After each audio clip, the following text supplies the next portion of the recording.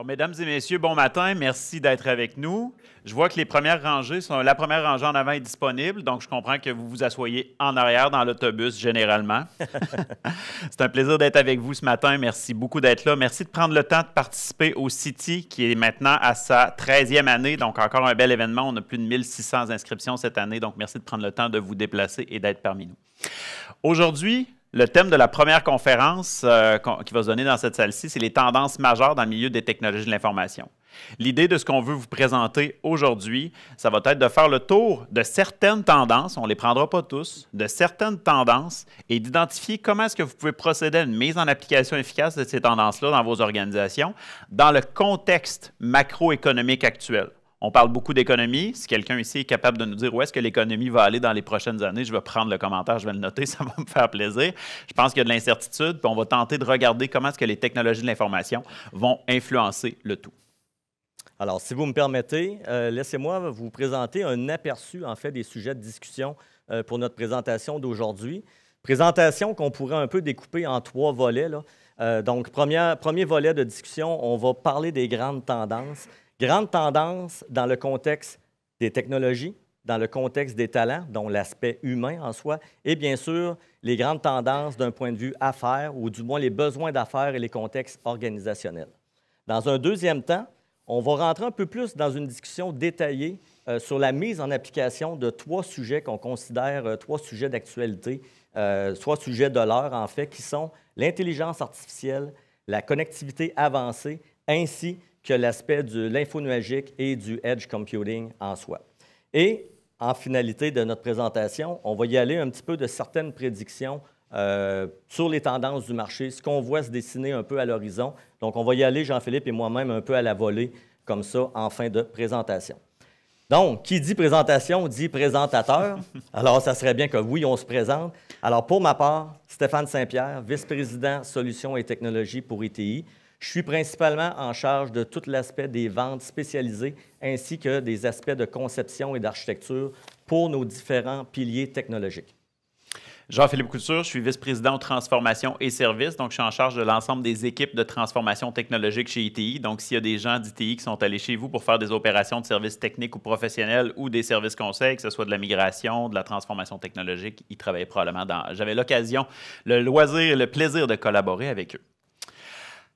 Dans quel contexte est-ce qu'on se situe aujourd'hui? Si on regarde les grandes tendances macroéconomiques puis les tendances technologiques. Il y a une chose qui est sûre, c'est qu'on est en train d'évoluer actuellement dans un contexte économique qui est incertain. On parle de récession, on parle de soft landing, il y en a même qui ont qui prévoient un contexte économique très difficile. Il y a une chose qui est certaine, c'est que ce contexte économique-là fait en sorte que les organisations d'aujourd'hui doivent bâtir de la résilience. On regarde demain en fonction de ce qu'on a vu hier. Et ce qu'on a vu hier, c'est une récession, c'est une pandémie qui a eu un impact majeur sur les transformations technologiques. La pression compétitive est très forte en ce moment. Vous voyez qu'il y a une course pour l'intelligence artificielle, vous voyez qu'il y a une course à la cybersécurité, vous voyez que la pression, tant de vos compétiteurs directs ou dans le landscape technologique, est en train de s'accentuer. On voit aussi beaucoup de mouvements de ce qu'on appelle M&A, donc Merger and Acquisition.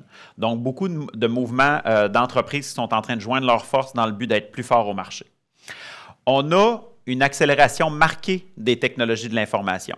Quand on dit une accélération marquée des technologies de l'information, c'est que vous avez probablement remarqué, ou si vous avez suivi certaines études qui ont lieu lors de la pandémie, qui disaient qu'on entrait dans un ère de changement sans cesse. Ce qui veut dire qu'un changement n'attend pas l'autre, puis que c'est un bouleversement qui suit l'autre constamment. C'est ce qu'on voit. C'est que ce qui est arrivé hier continue d'accélérer aujourd'hui. Puis les avancées technologiques aujourd'hui, on parle de quantum computing, on parle de différentes avancées, font en sorte que ça va de plus en plus vite puis que la technologie se déploie de plus en plus vite.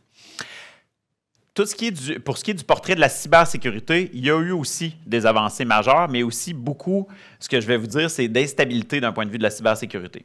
Vous avez vu les conflits récents en Ukraine, en Israël, peu importe le côté du conflit qu'on voudra prendre ou qu'on prenne une position neutre, n'empêche que ces événements-là créent des menaces et de la pression en termes de cybersécurité. Donc, on va voir des cyberattaques qui originent de ces pays-là ou qui originent de pays voisins ou de parties impliquées qui ont comme objectif d'affaiblir l'ennemi. Donc, c'est certain que ça va mettre une pression importante sur vos organisations, puis ça va nécessiter que les organisations soient prêtes d'un point de vue de cybersécurité. Et on assiste aussi, puis on s'en rend compte, on a assisté à la fin d'une surchauffe dans le milieu de l'emploi en technologie de l'information. Est-ce que ça veut dire que c'est simple de combler des postes aujourd'hui? Non. Ce que ça veut dire, c'est qu'il y a maintenant la course au salaire est moins effrénée qu'elle l'était, et puis le nombre d'emplois disponibles pour le nombre de candidats a donc diminué un peu. Donc, on est mieux capable de combler les postes, puis vous allez voir tantôt comment est-ce que les tendances en emploi sont en train de se dessiner, puis comment est-ce que le talent se déplace sur le landscape technologique. Donc, je vais passer la parole à... Non, c'est moi qui continue sur les grandes technologies. Je te repasse la parole. Oui, c'est gentil. Oui. Tout. Voilà. Donc, vous avez ici le top 15 selon McKinsey Technology des principales tendances technologiques. Non, ici. Donc, nous, on va s'affairer aujourd'hui à 3 choses. On va parler d'intelligence artificielle appliquée, on va parler de connectivité avancée, puis on va parler d'info nuagique et de edge computing.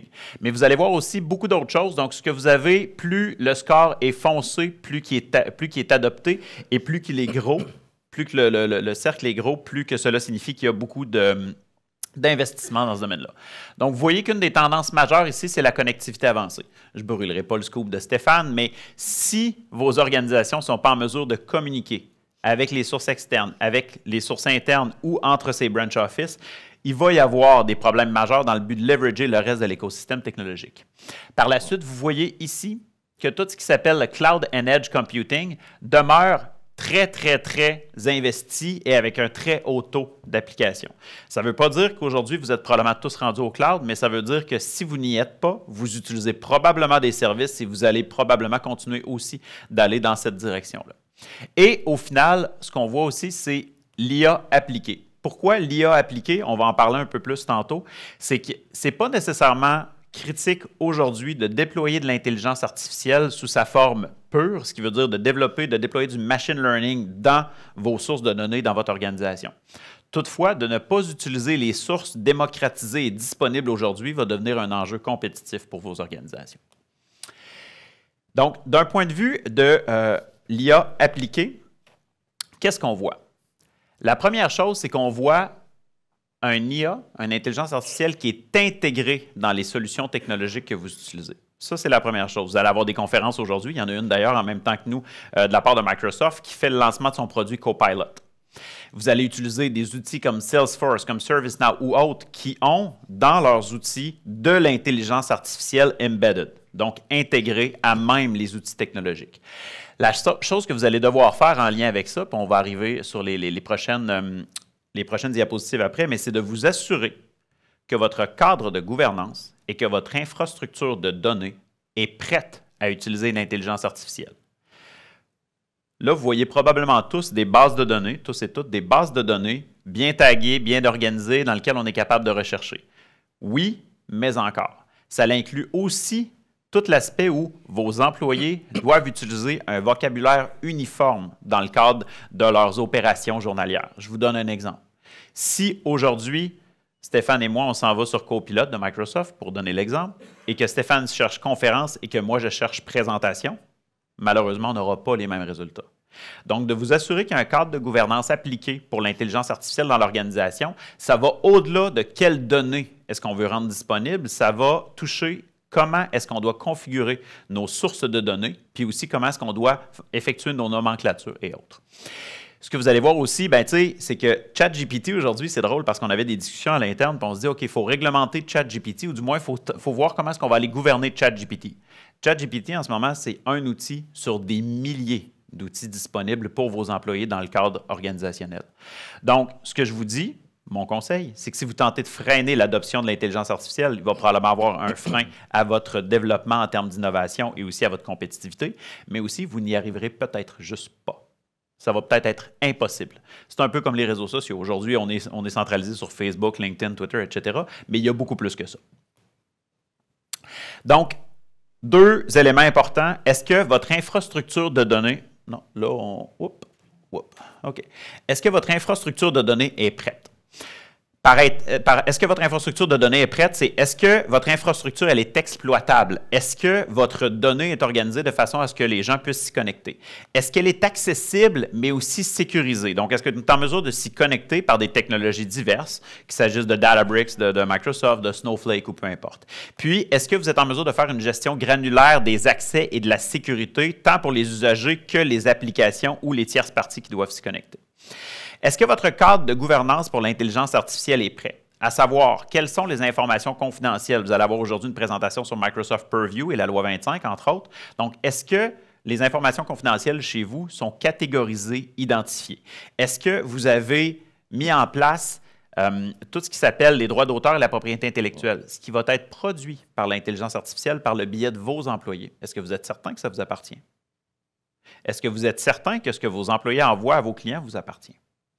Puis, au final, comment est-ce que vous assurez de développer des scénarios d'utilisation optimales pour l'intelligence artificielle? Parce que oui, c'est une belle tendance, mais ultimement, comment allez-vous l'utiliser?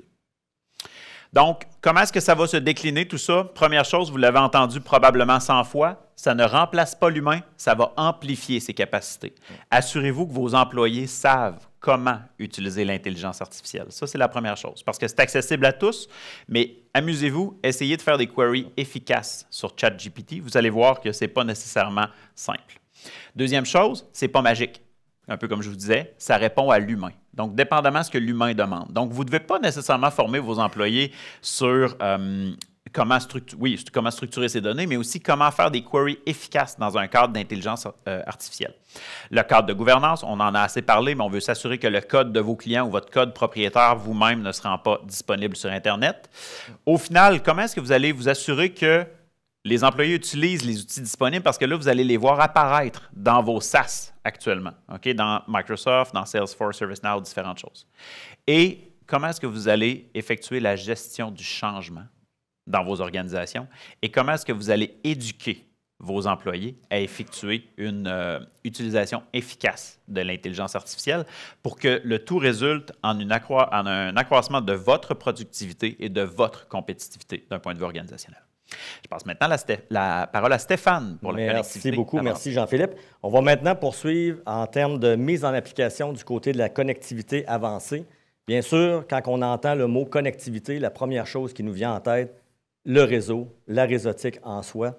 Bien sûr, le réseau, les réseaux servent bien sûr à interrelier différents éléments entre elles, que ce soit nos utilisateurs avec leurs applications, les applications avec les sous-systèmes, avec l'information et les données cruciales pour l'organisation. Bref, tout ça est très tactique et est une discussion très traditionnelle. Par contre, comment on peut aujourd'hui amener une certaine optimisation dans un contexte de connectivité pour venir en appui justement aux initiatives de transformation et d'innovation en soi.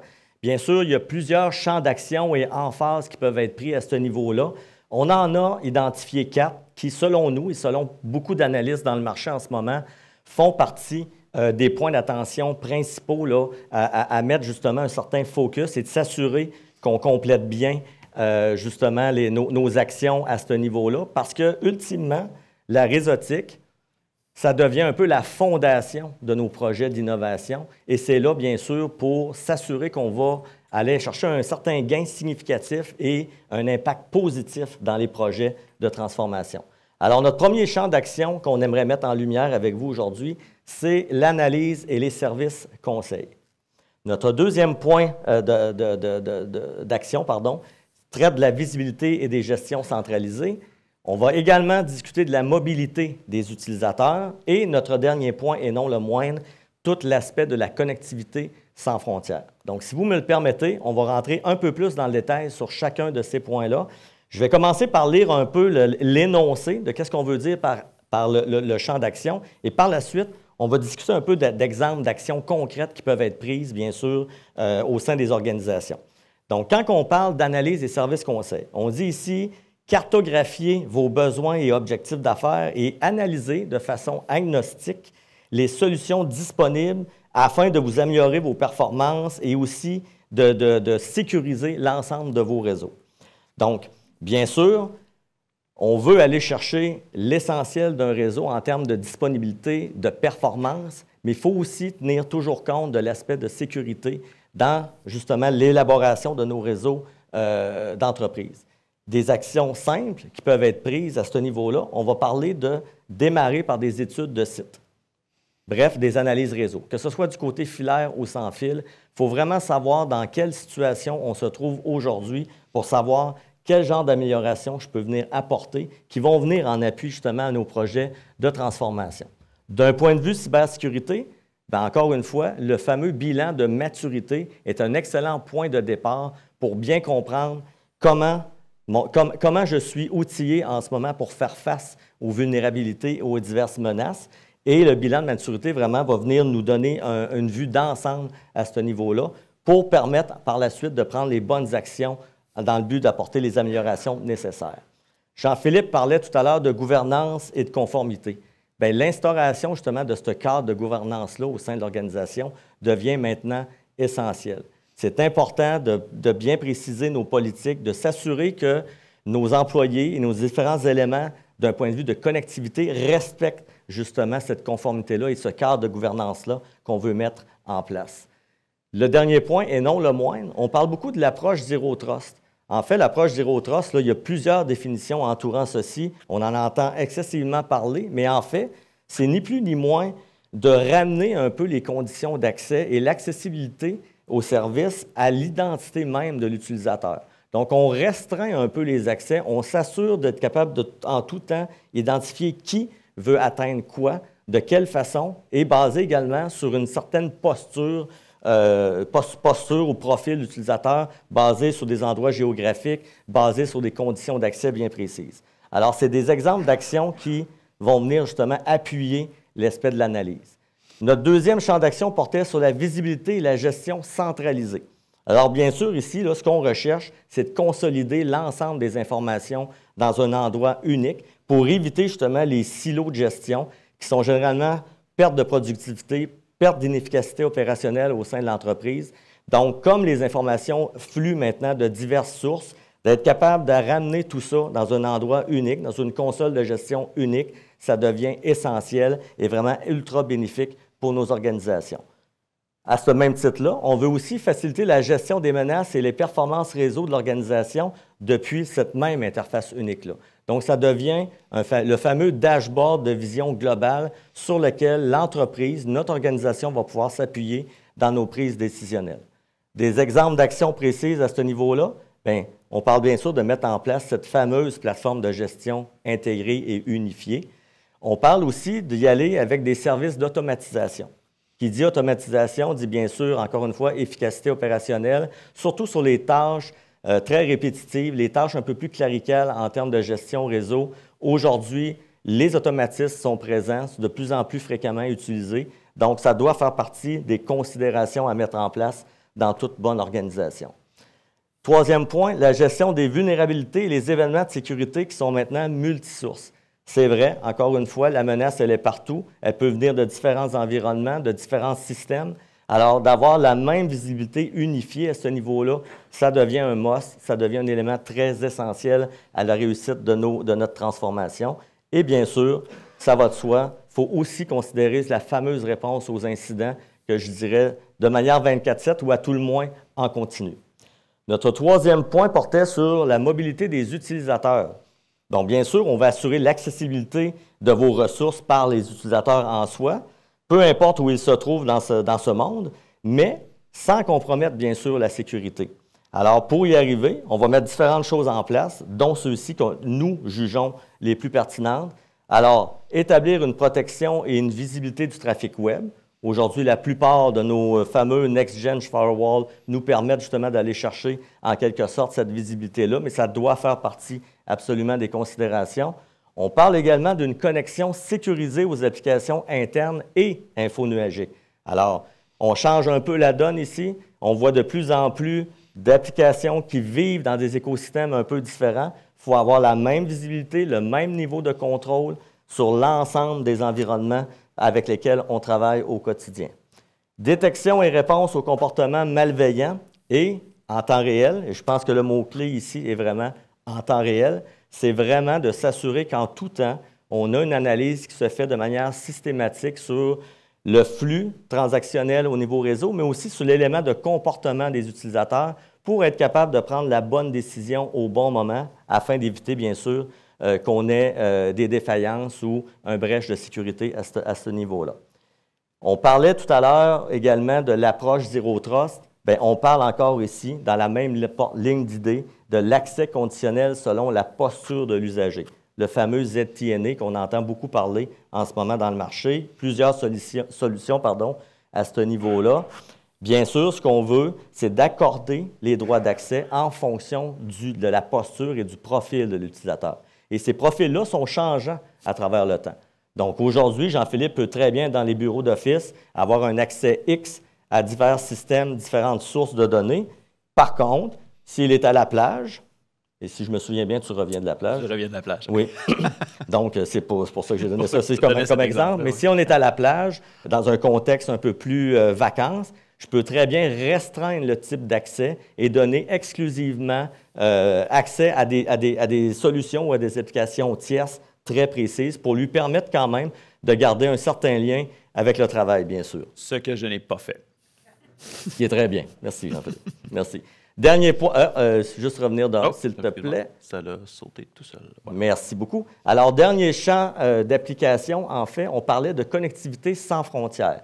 Qu'est-ce qu'on veut dire par la connectivité sans frontières? On parle d'optimiser l'affectation des ressources de votre réseau, que ce soit filaire ou sans fil, bien sûr, en fonction de la fluctuation de votre trafic. Et ça, c'est souvent basé sur le fameux comportemental de nos utilisateurs. Alors, d'aller chercher un élément d'intelligence propre au réseau qui s'adapte en fonction du comportement, ça devient quelque chose de très bénéfique, essentiel à mettre en place ou du moins à considérer dans la structure réseautique qu'on veut établir au sein de l'organisation.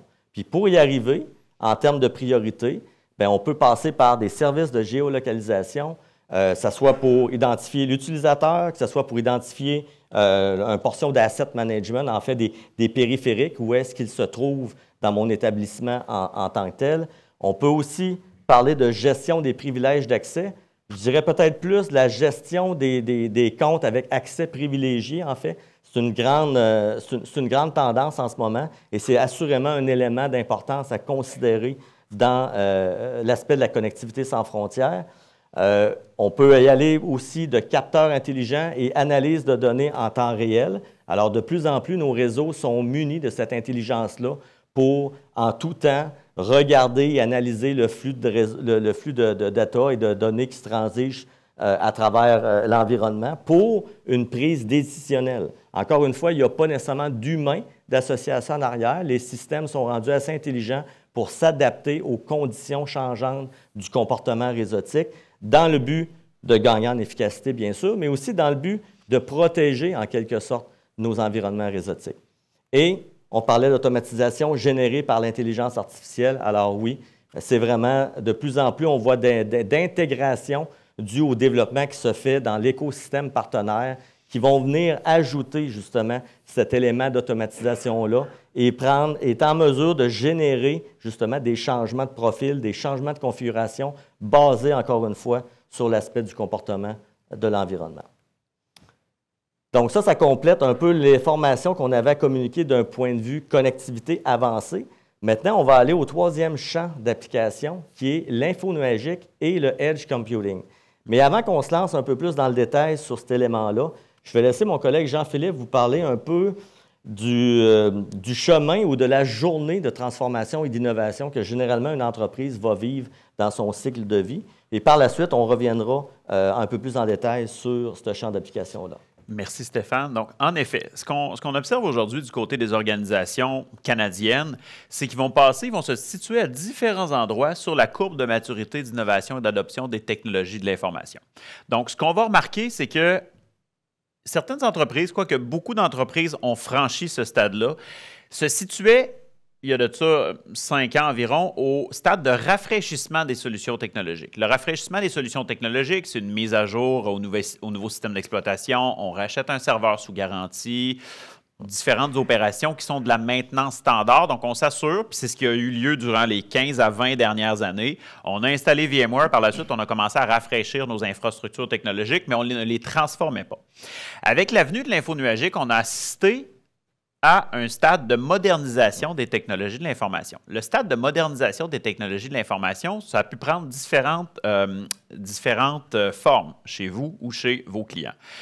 Forme 1, lift and shift au cloud. Donc, on prend nos infrastructures telles quelles, on les envoie au cloud. Des VM, de la connectivité, du réseau relativement standard. Qu'est-ce qu'on fait donc? On modernise notre infrastructure, on la passe au cloud. Ça a pu se faire on-premise aussi, par l'utilisation de solutions HCI, de solutions hyper convergées. On change un peu l'infrastructure, on s'en va dans plus de densité, etc. Donc, on a modernisé notre infrastructure technologique dans le but de pouvoir exploiter des solutions beaucoup plus innovantes puis de rouler des systèmes plus performants.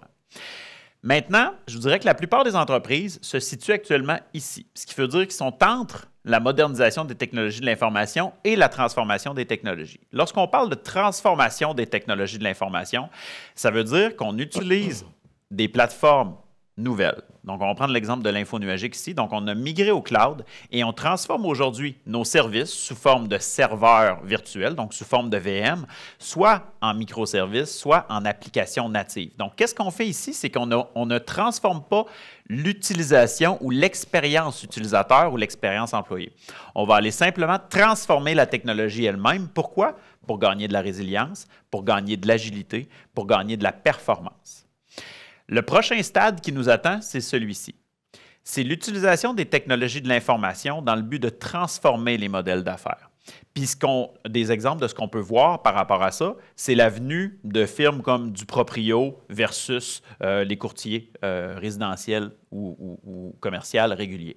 C'est des modèles d'affaires qui vont naître à même la technologie, qui vont permettre aux entreprises de se distinguer. Ça veut donc dire de développer de nouveaux marchés, de développer de nouveaux modèles d'utilisation de leur technologie, de développer de nouveaux produits, d'améliorer la performance de la chaîne de production, ou de développer des produits qui vont être en dehors de leur sphère d'activité standard.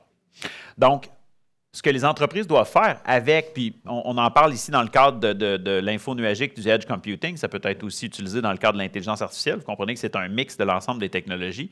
Mais l'idée, c'est d'utiliser ces technologies-là dans le but de propulser votre organisation sous le long de cette courbe. Donc, l'idée étant que si le marché est actuellement rendu ici, on va parler un peu de résilience tantôt, mais moi, l'exercice que je vous invite à faire, c'est de définir où est-ce que, d'un point de vue organisationnel, vous vous trouvez. Parce que ce que le board, appelons-le comme ça, ce que le CEO, ce que l'entité affaires de votre organisation va vouloir savoir, c'est comment est-ce que je me propulse jusqu'ici. D'un point de vue de l'État, c'est l'expérience citoyen, c'est l'identité numérique, c'est différentes choses qui vont utiliser les technologies de l'information dans le but de donner un meilleur service. Du côté des organisations à but lucratif, en toute transparence, ça va être probablement de réduire les coûts, d'améliorer la performance financière, puis de donner ultimement un meilleur service au client final. Merci Jean-Philippe. On va maintenant revenir un peu sur le concept d'info nuagique et bien sûr de edge computing. Comme vous le savez sans doute, je pense que vous allez tous être d'accord avec moi, les infrastructures ou la transformation infonuagique, le taux d'adoption est excessivement élevé, c'est très démocratisé aujourd'hui au sein du marché. Et ça, c'est sans égard à la plateforme, toute plateforme confondue, bien sûr.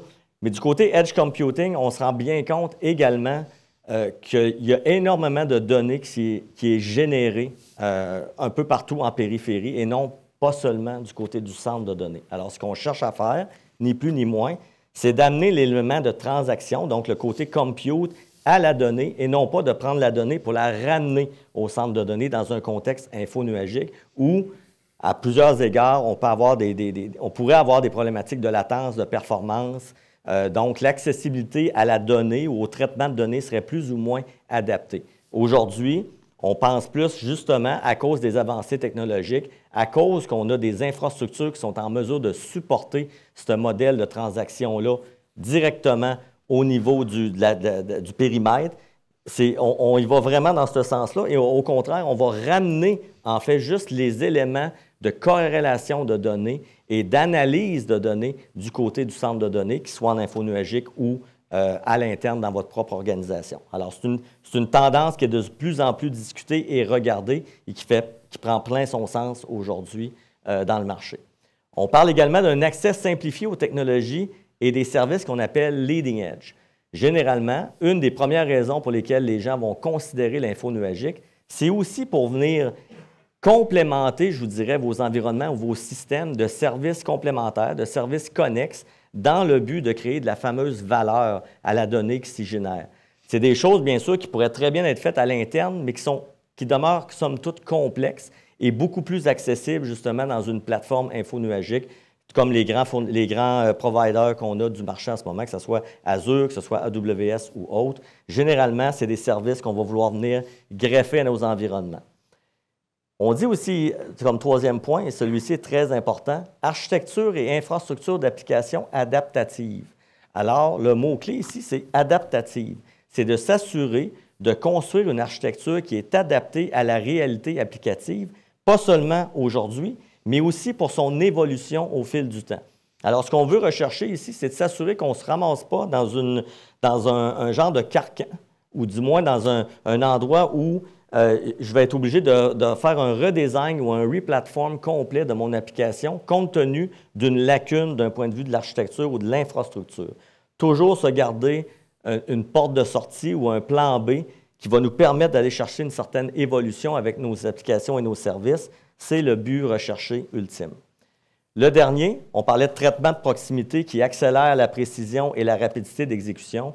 Alors, vous comprendrez, pour les défis un peu technologiques ou de réseau, de latence ou autre, il est souvent plus adéquat d'amener justement l'élément transactionnel à la donnée au périmètre plutôt que de vouloir la traiter de façon décentralisée en la ramenant, en la ramenant vers un centre de données bien défini. Comment qu'on va arriver à ça en tant que tel ou quelles sont du moins les premières actions ou priorités à mettre en place pour y arriver? Bien, comme tout bon projet, ça commence par une prise de conscience, bien sûr, au niveau du besoin d'affaires. S'assurer qu'on comprend exactement ce qu'on veut faire de notre application et comment on veut la rendre disponible pour son traitement, ça devient essentiel, bien sûr.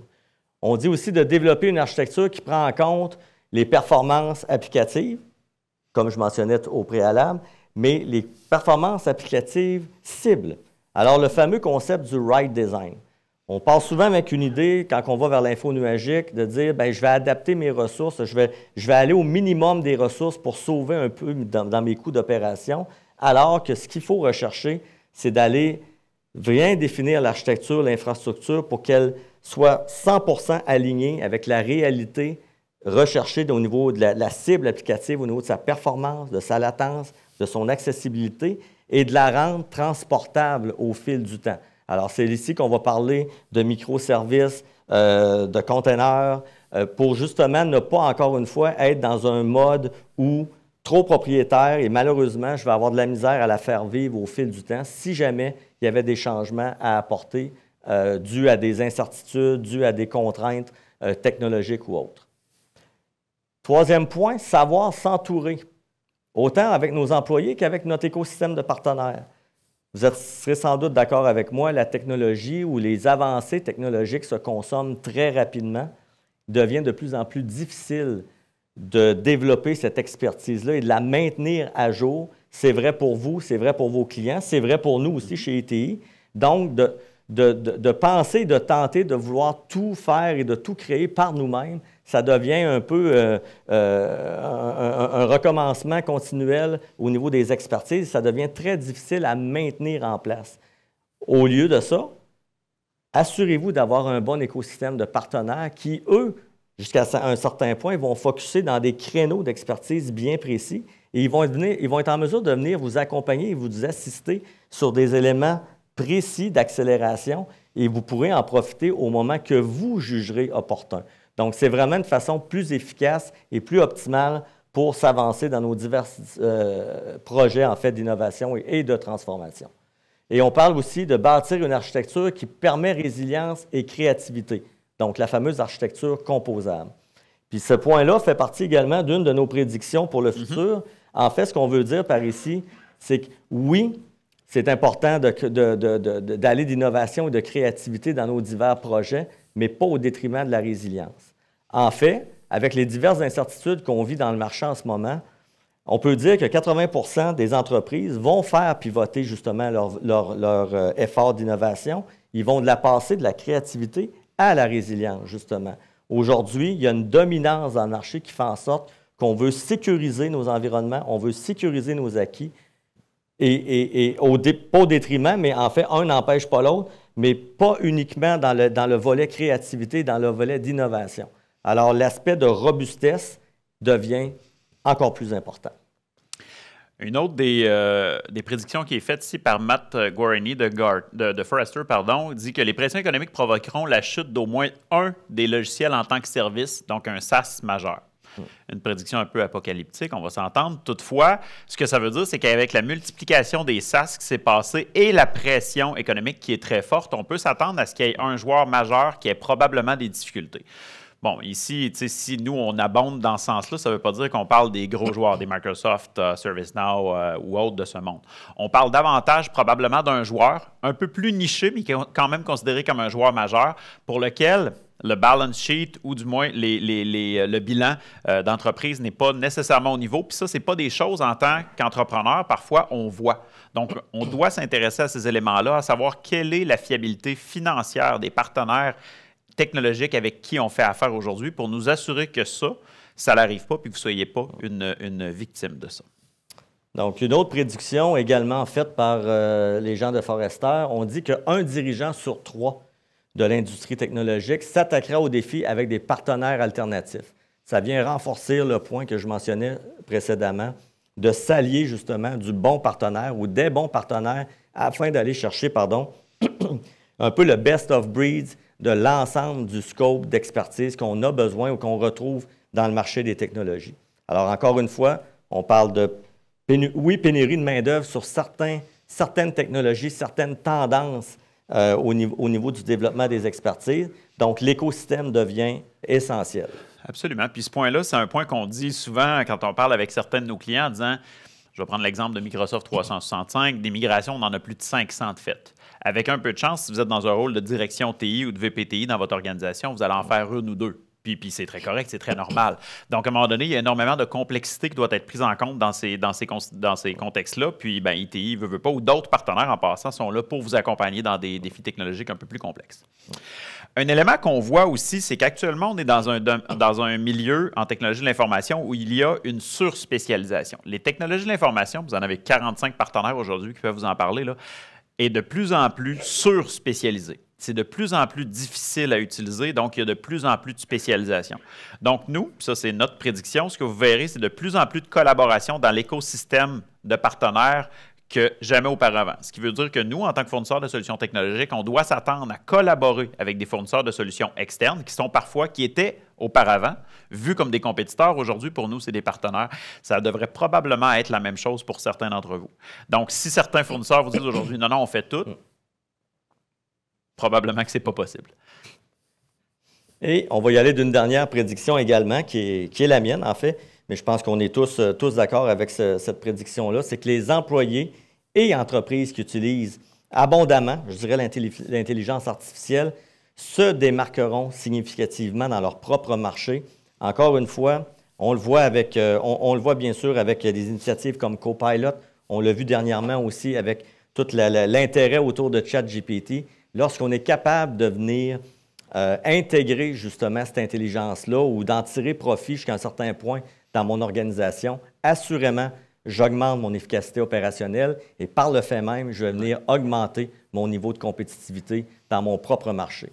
Parce que si vous ne le faites pas, probablement que votre compétiteur le fait et il prendra un certain avantage en tant que tel d'un point de vue affaires. Oui, et si vous, en tant que propriétaire d'entreprise, employé ou dirigeant, vous ne le faites pas, probablement que votre collègue qui le fait va être malheureusement plus performant à court et moyen terme.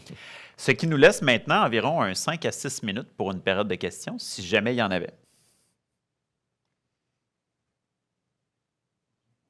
Oui, monsieur. Amel, oui, avec plaisir.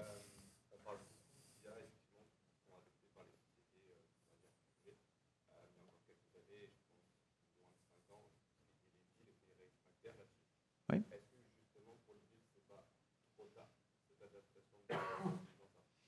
Pour les villes,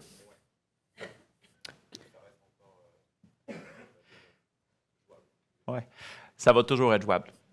Tu sais, l'idée étant que l'utilisation de l'intelligence artificielle aujourd'hui se démocratise à une vitesse phénoménale.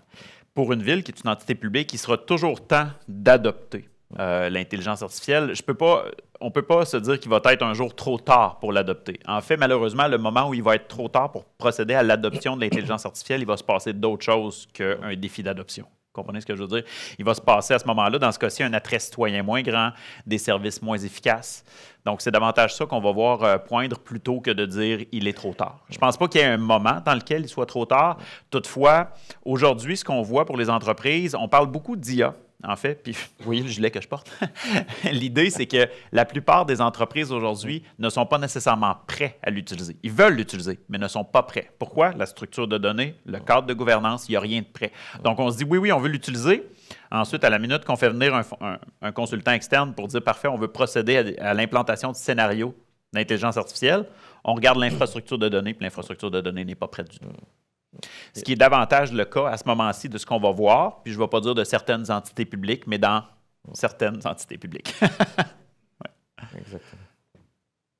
Autre question? Je ne sais plus qui c'est. Allez-vous, vous levez, ensuite il y a monsieur et là-bas il y en avait aussi. Oh, excusez. Oui. Donc,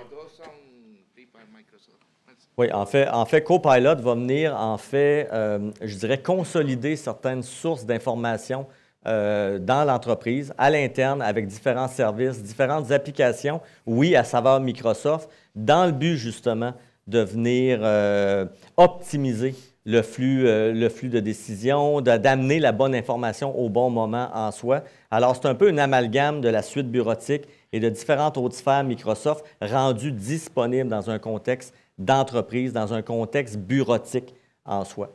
Donc, c'est un peu le parallèle que je pourrais faire entre les deux.